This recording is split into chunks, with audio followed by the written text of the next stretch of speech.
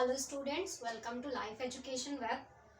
भारतीय राज्य व्यवस्था के संदर्भ में हम संविधान सभा की ऐतिहासिक पृष्ठभूमि को डिस्कस कर रहे थे, जिसमें हमने संविधान की परिभाषा, संविधान के लिखित अलिखित स्वरूप, संविधान सभा से संबंधित कुछ महत्वपूर्ण तथ्य, संविधान सभा को बनाने वाले कैबिनेट मिशन के प्रस्ताव, संविधान सभा की मांग भारत में, अंतरिम सरकार का गठन, अंतरिम सरकार के मंत्रालय, मंत्री आदि को डिस्कस कर चुके थे।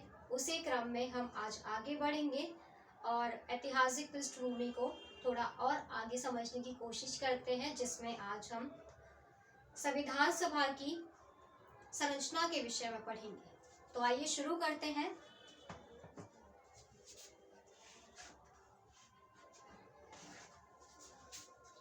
संविधान सभा की संरचना।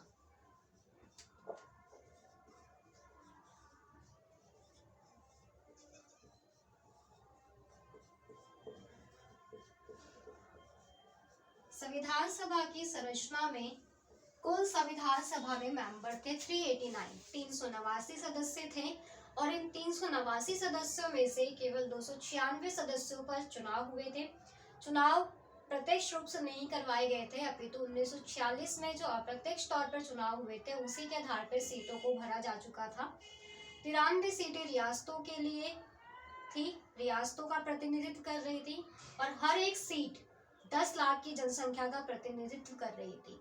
और ये भी ध्यान रखिए कि संविधान सभा की योजना कैबिनेट मिशन की योजना के आधार पर निर्माण किया गया था। तो संविधान सभा की योजना कैबिनेट मिशन के आधार पर थी।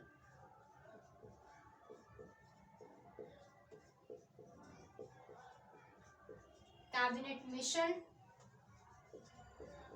पर आधारित थी। 10 लाख की जनसंख्या के लिए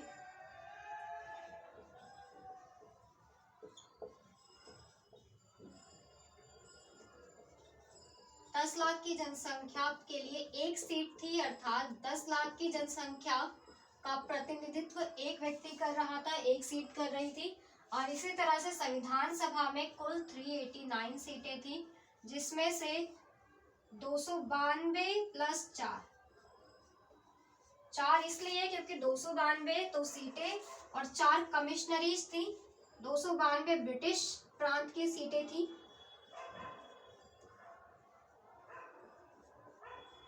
और 4 कमिश्नरीज थी।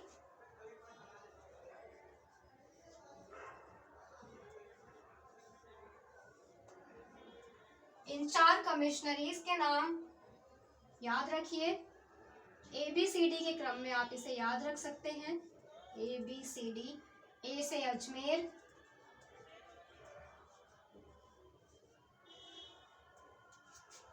B से बलूचिस्तान,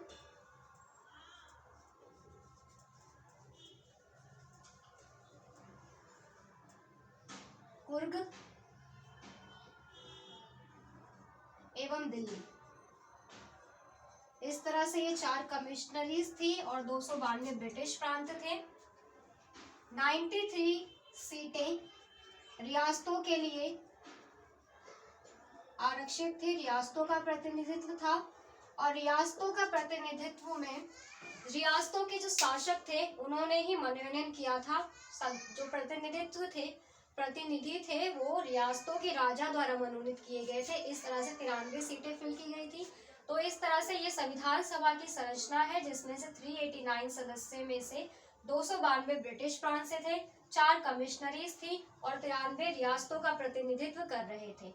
इसके बाद सीटों में भी वर्गीकरण किया गया था, तो उसके बारे में भी जानते हैं, इसे नोट कीजिए।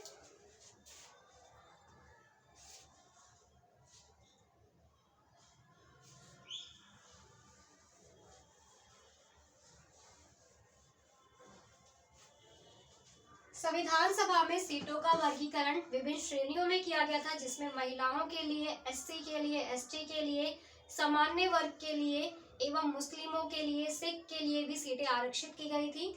तो इसी तरह से संविधान सभा में सीटों का वर्गीकरण था, जिसे समझते हैं।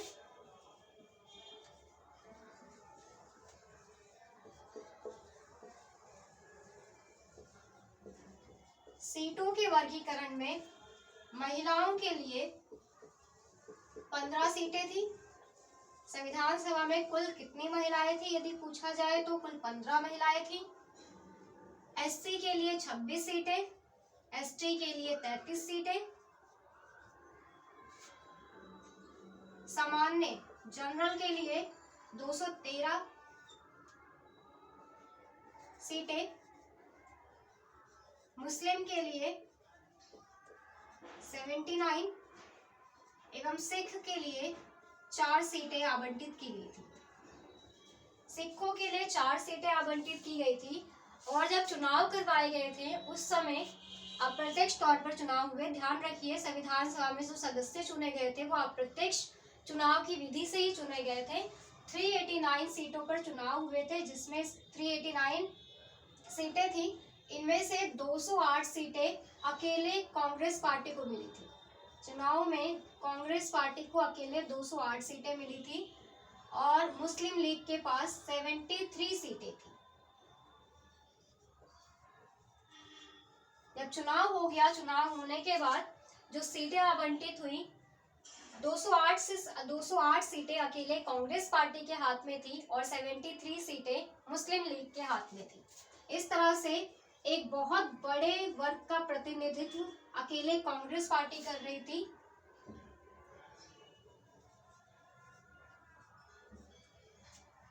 अब संविधान सभा में कांग्रेस पार्टी का इतना बड़ा प्रतिनिधित्व होने के कारण एक विचारक है ग्रैनविल ऑस्टिन। ग्रैनविल ऑस्टिन ने तो यहाँ तक कह दिया था कि संविधान सभा का अर्थ ही कांग्रेस है और कांग्रेस पार्टी का अर्थ ही संविधान सभा है, अर्थात वहां पर और प्रतिनिधित्व तो बहुत ही कम है, कांग्रेस ही सारा प्रतिनिधित्व कर रही है। तो मुस्लिम लीग ने संविधान सभा का बहिष्कार कर दिया था, उसका पार्ट नहीं थी मुस्लिम लीग। और जब हमें आज़ादी मिली 15 अगस्त 1947 में, उसके ठीक एक दिन पहले भारत और पाकिस्तान का विभाजन भी हो चुका था और जब विभाजन हो गया तो 389 सदस्यों में से केवल 299 सदस्य ही रह गए थे जिन्होंने अंततः संविधान सभा के माध्यम से संविधान का निर्माण किया। तो बंटवारे के बाद, विभाजन के बाद 389 सदस्य नहीं रह गए थे।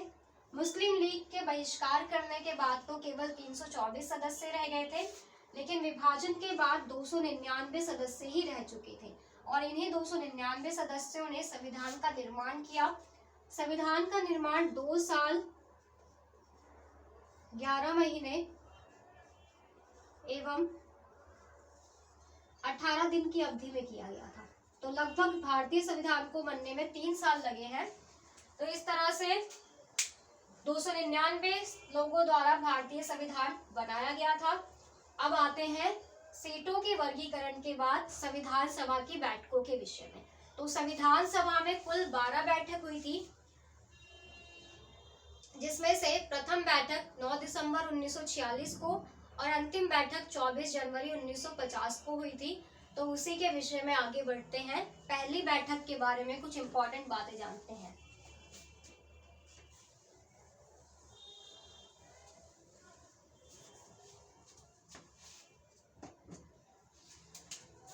संविधान सभा की प्रथम बैठक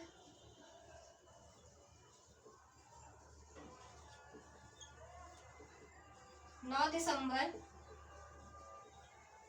1946 में दिल्ली के सेंट्रल हॉल में हुई थी।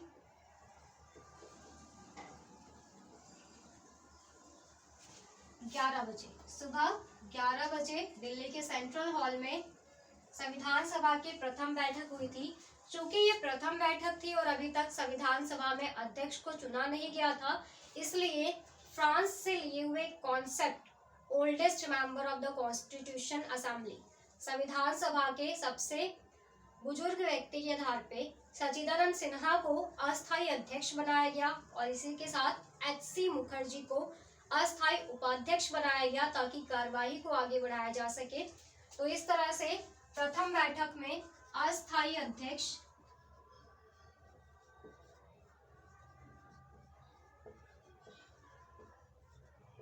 डॉक्टर सचिदानंद सिन्हा थे।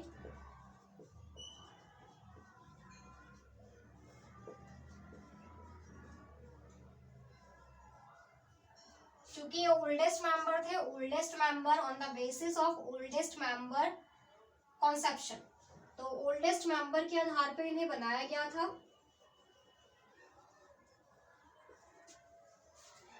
डॉक्टर सच्चिदानंद सिन्हा के लिए एक कथन बहुत फेमस है, इन्हें आस्था का अध्यक्ष कहा जाता है। तो नोट कीजिए, सच्चिदानंद सिन्हा को आस्था का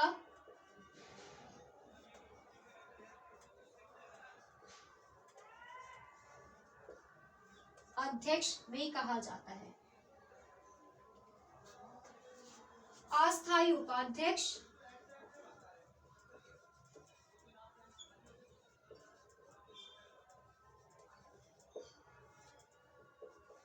एच.सी. मुखर्जी थे। इस तरह से प्रथम बैठक संपन्न हुई और प्रथम बैठक के बाद द्वितीय बैठक 11 दिसंबर 1946 को हुई, जिसमें अस्थायी अध्यक्ष की जगह पे स्थायी अध्यक्ष एवं स्थायी उपाध्यक्ष को चुना गया। तो दूसरी बैठक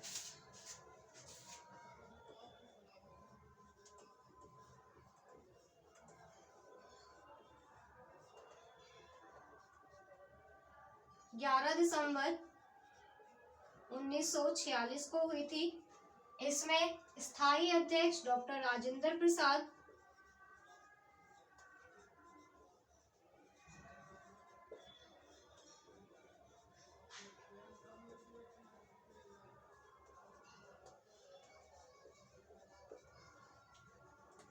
एवं स्थायी उपाध्यक्ष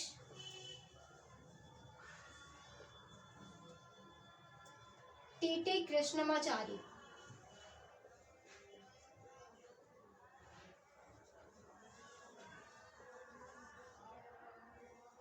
टी.टी. कृष्णमाचारी स्थायी उपाध्यक्ष थे। दूसरी बैठक के बाद तीसरी बैठक 2 दिन बाद 13 दिसंबर 1946 को होती है और ये बहुत महत्वपूर्ण बैठक थी, क्योंकि इसमें पंडित जवाहरलाल नेहरू द्वारा उद्देश्य प्रस्ताव को पेश किया गया था और ये उद्देश्य प्रस्ताव ही आगे चलकर भारतीय संविधान का आधार बनी। इसी आधार पर भारतीय संविधान का निर्माण हुआ। 22 जनवरी 1947 को उद्देशिका जो पंडित जवाहरलाल नेहरू द्वारा प्रस्तुत की गई थी उसे अपना लिया गया और इसी के साथ साथ दूसरी बैठक, तीसरी बैठक इस तरह से इम्पोर्टेंट हो जाती है कि उद्देशिका को तीसरी बैठक में अपनाया गया था।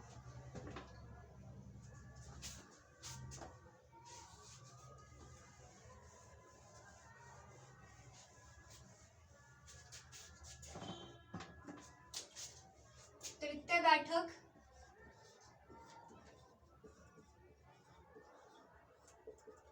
13 दिसंबर 1946 को हुई और इस बैठक में पंडित नेहरू जी द्वारा उद्देश्य प्रस्ताव को पेश किया गया। उद्देश्य प्रस्ताव पेश और ये उद्देश्य प्रस्ताव आधार बनी प्रस्तावना का आधार। उद्देश्य प्रस्ताव को स्वीकार किया गया 22 जनवरी 1947 को।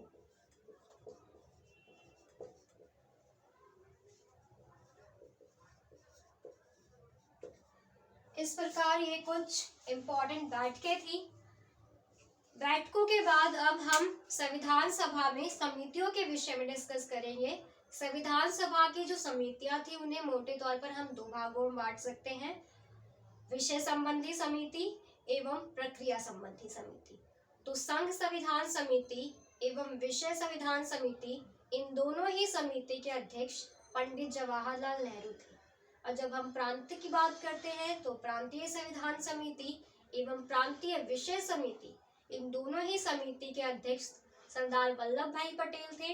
इसी के साथ सरदार वल्लभ भाई पटेल अल्पसंख्यक समिति के भी अध्यक्ष थे और एवं मौलिक अधिकार समिति के भी अध्यक्ष थे।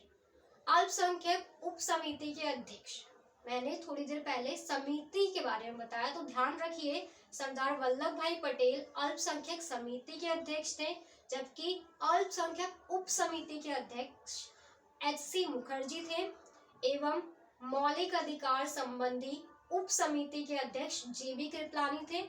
उप समिति JB कृपलानी, समिति सरदार वल्लभ भाई पटेल।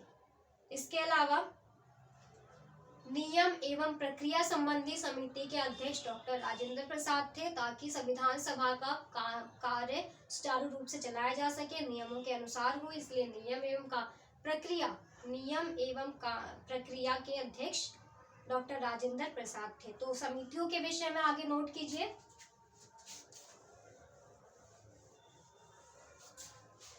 संविधान सभा में मुख्य रूप से 2 प्रकार की समितियां थी। विषय संबंधी समिति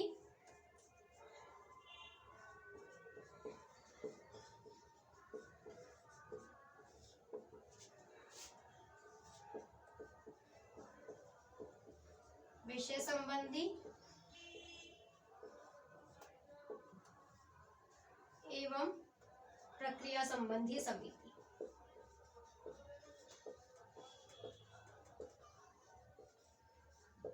प्रक्रिया संबंधी समिति, संघ विषय समिति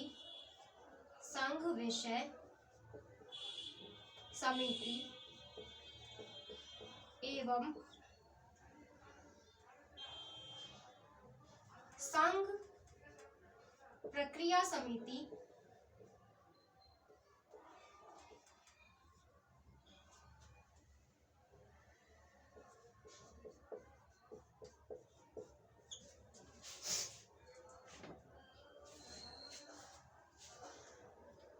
संघ विषय समिति एवं संघ संविधान समिति।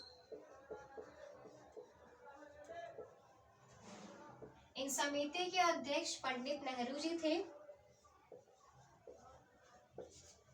प्रांतीय विषय समिति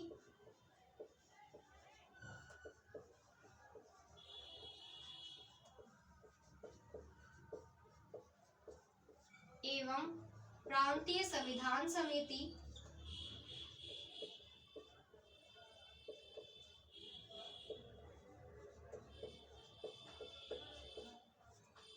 मौलिक अधिकार संबंधी समिति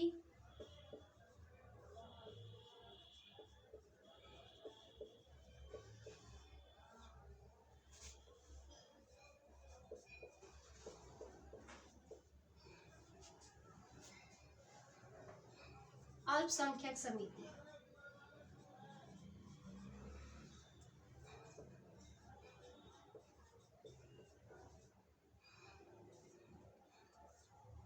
इन सभी समितियों के अध्यक्ष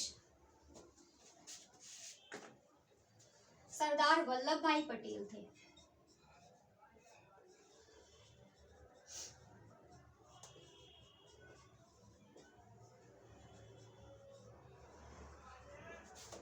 इसके अतिरिक्त कुछ उप समितियां थी। मौलिक अधिकार संबंधी उप समिति,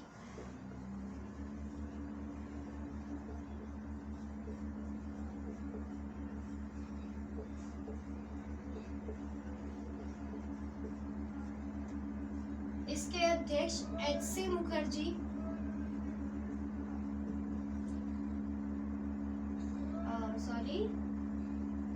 मौलिक अधिकार उप समिति, इसके अध्यक्ष JB कृपलानी,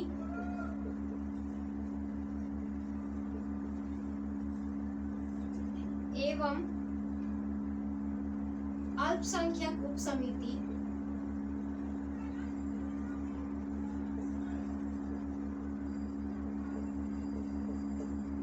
अल्पसंख्यक उप समिति के अध्यक्ष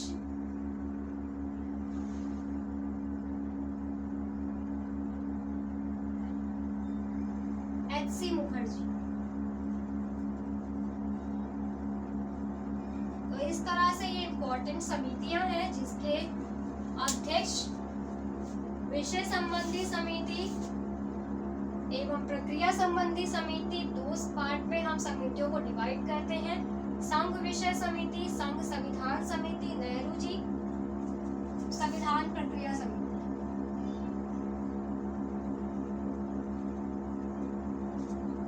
प्रांतीय विषय समिति, प्रांतीय संविधान समिति, मौलिक अधिकार समिति, अल्पसंख्यक समिति, इन सभी समितियों के अध्यक्ष सरदार वल्लभ भाई पटेल, मौलिक अधिकार उप समिति JB कृपलानी, अल्पसंख्यक उप समिति HC मुखर्जी।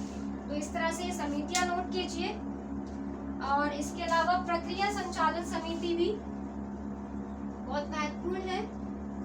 प्रक्रिया संचालन समिति, इसके अध्यक्ष डॉक्टर राजेंद्र प्रसाद थे।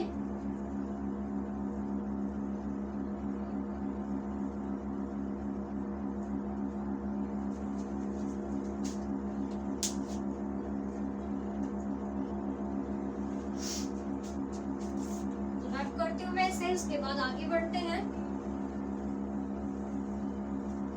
नेक्स्ट टॉपिक जो हम डिस्कस करेंगे अब वो है प्रारूप समिति के विषय। प्रारूप समिति, संविधान सभा में प्रारूप समिति बनाई गई थी और प्रारूप समिति के अध्यक्ष डॉक्टर भीमराव अंबेडकर थे। परंतु ऐसा नहीं था कि प्रारूप बनाने का ये प्रथम प्रयास था। इससे पहले डॉक्टर BN राव द्वारा एक प्रारूप तैयार किया जा चुका था जिसमें 343 अनुच्छेद एवं 13 अनुसूचियां थी। तो सर्वप्रथम प्रारूप तैयार करने का कार्य डॉक्टर BN राव ने किया था, जिसमें मॉडिफिकेशन के लिए उसे और बेहतर बनाने के ही उद्देश्य से प्रारूप समिति का गठन किया गया था। तो ध्यान रखिएगा कि सर्वप्रथम प्रारूप का बनाने का कार्य BN राव ने किया था। सर्वप्रथम प्रारूप बनाने का कार्य BN राव ने किया था, जिसमें 343 अनुच्छेद एवं 13 अनुसूचियां थी। बाद में इस प्रारूप को और बेहतर करने के उद्देश्य से ही प्रारूप समिति का गठन हुआ।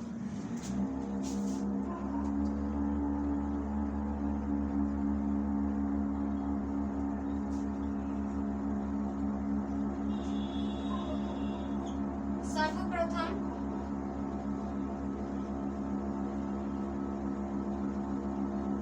प्रारूप तैयार BN राव द्वारा,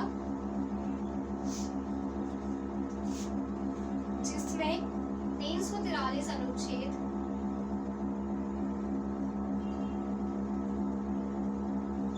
एवं 13 अनुसूची,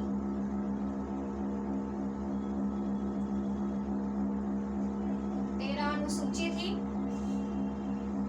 बाद में इसमें बेहतरी के लिए प्रारूप समिति का गठन किया गया।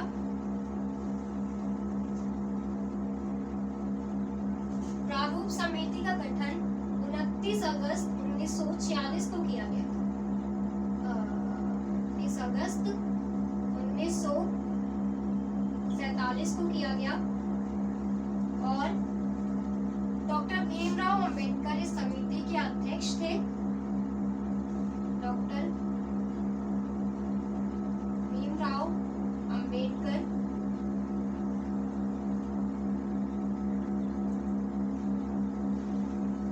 अध्यक्ष थे। लेकिन 29 अगस्त 1947 को प्रारूप समिति बनी, परंतु इसके अध्यक्ष डॉक्टर भीमराव अंबेडकर थे। ये 30 अगस्त को इन्होंने अध्यक्षता ली। 30 अगस्त को ये प्रारूप समिति के अध्यक्ष बने। प्रारूप समिति में डॉक्टर भीमराव अंबेडकर को मिलाकर कुल 7 सदस्य थे। तो 1+6 का इसमें लोग थे, एक अध्यक्ष और 6 सदस्य। 6 सदस्यों में N. गोपाल अयंगर,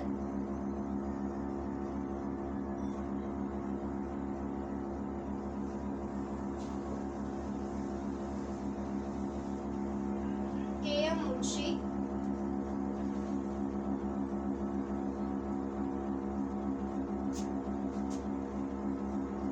T.T. कृष्णमाचारी,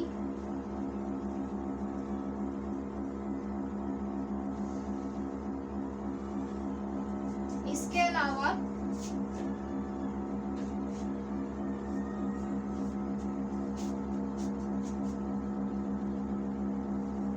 अलादी कृष्णा स्वामी अय्यर,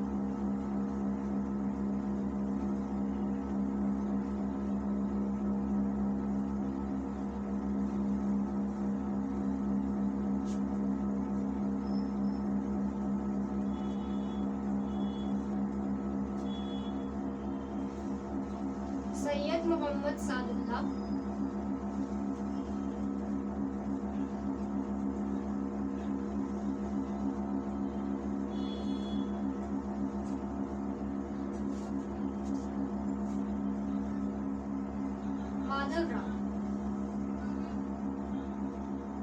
माधव राव केएल मित्रा के स्थान पे आए थे।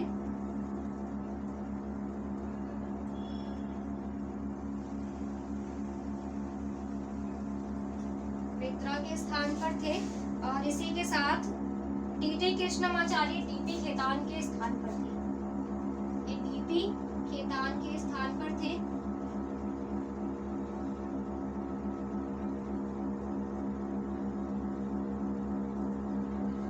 इस प्रकार से ये कुल 6 सदस्य थे। L Gopal Swami Ayyangar, K M Munshi, TT Krishnamachari. TT Krishnamachari बाद में बने हैं, इनसे पहले टीपी खेतान थे। फिर अलादी कृष्णा स्वामी अय्यर, सैयद मोहम्मद सादुल्लाह, माधव राव भी मित्रा के स्थान पर आए हैं।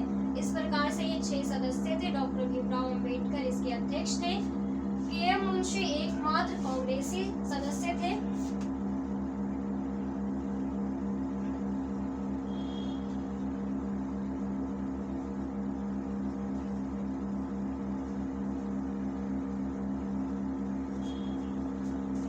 एवं सैयद मोहम्मद सादुल्लाह एकमात्र मुस्लिम सदस्य।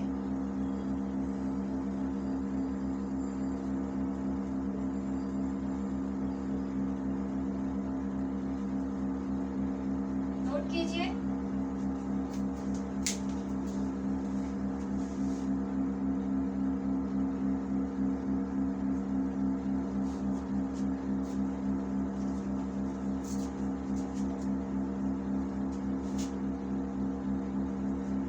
इसके बाद प्रारूप के विषय में डिस्कस करेंगे हम अगली वीडियो में। अगले लेक्चर में थोड़ा सा मैं आपको ब्रीफ कर देती हूँ कि 3 प्रारूप नहीं, वाचन के विषय में अगले वीडियो में डिस्कस करेंगे। 3 वाचन हुए थे कुल, जिसमें से सबसे लंबा वाचन कौन सा था, सबसे छोटा कौन सा था और सबसे अंतिम कौन सा था, इसके बारे में मैं आपको बताऊंगी। साथ ही अभी मैं एक इम्पॉर्टेंट बात बताती हूँ कि भारतीय संविधान 2 भाषाओं में लिखा गया है, हिंदी एवं इंग्लिश, और इसका हस्तलिखित रूप भी है जो कि 6 महीने में तैयार किया गया था। और ये हस्तलिखित रूप राष्ट्रपति भवन में हीलियम के शीशे में रखा हुआ है। तो हस्तलिखित करने का कार्य इसे शांति निकेतन के एक स्टूडेंट ने किया था, जो कि मधुबनी जिले से थे। बिहार का एक जिला है मधुबनी, उस जिले से थे। नंदलाल बोस से जब ये कार्य करने को कहा गया कि आप हस्तलिखित संविधान का निर्माण कीजिए, तो उन्होंने एक शर्त रखी कि वो हस्तलिखित करेंगे संविधान को, परंतु हर पेज पर वो अपना नाम लिखेंगे और अंतिम पेज पर अपने दादाजी रामदास का नाम लिखेंगे। उनकी शर्त मान ली गई एवं उन्होंने 6 महीने में संविधान को हस्तलिखित करने का कार्य पूरा किया। इसी के साथ संविधान में आकृतियां भी बनाई हुई है। तो आकृतियों को बनाने का कार्य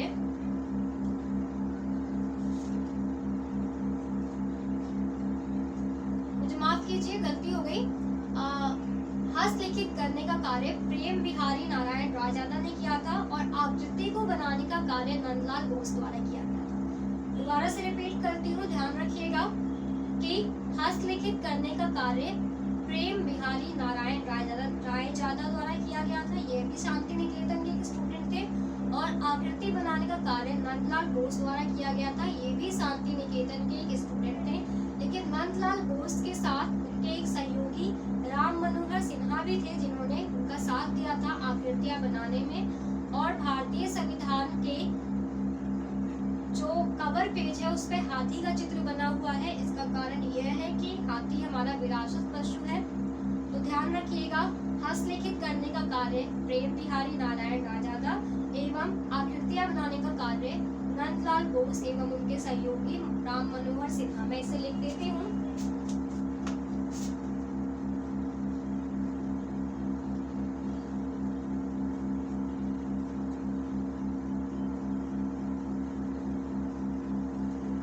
हस्तलिखित संविधान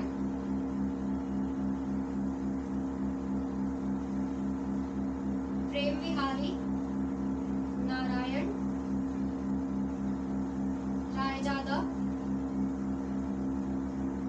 एवं आकृति बनाने का कार्य नंदलाल बोस एवं उनके सहयोगी